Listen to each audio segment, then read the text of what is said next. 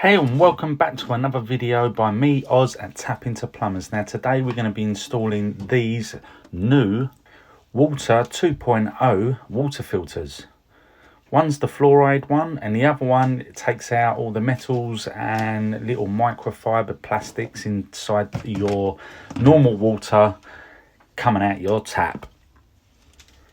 Now I've been asked so many times to install these, but the actual marketing of these actual filters are that you can actually do them yourself, but so many people have been struggling to do them, and it's not always the case that you've got flexible hoses underneath your sink. Sometimes you might have copper rigid pipe work under there, so they're not as easy as some people say that they are, or the company actually says that they are.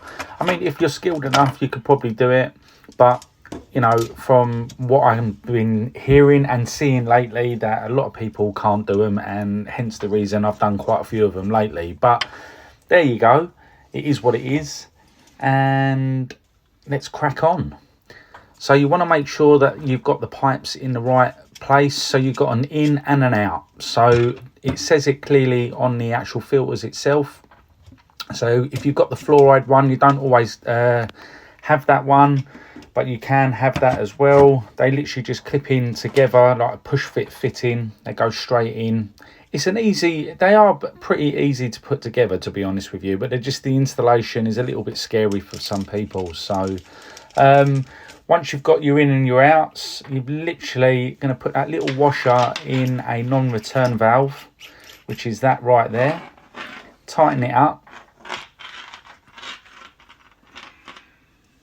If you've got a spanner as well, just nip it up a little bit just so that it's nice and tight on there. Don't over tighten these because you can split the rubbers.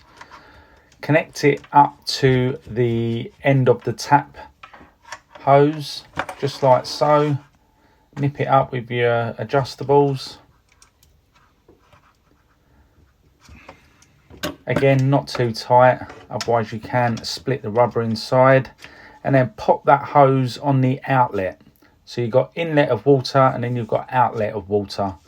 Once that's all connected, pop your little, I think they're like little timer bleeper things.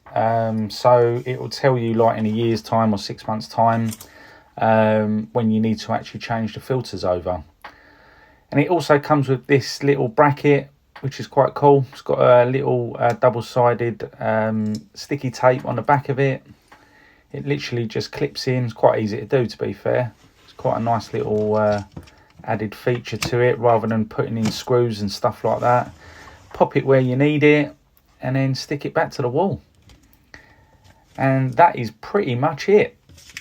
Turn the water supply back on. Now, what I am going to say, these little isolation valves that are underneath the sink, they can sometimes leak. Now, if they do leak, you're going to have them replaced, and if you're capable enough to do it, you can replace them. If you're not, you're going to call a plumber out anyway.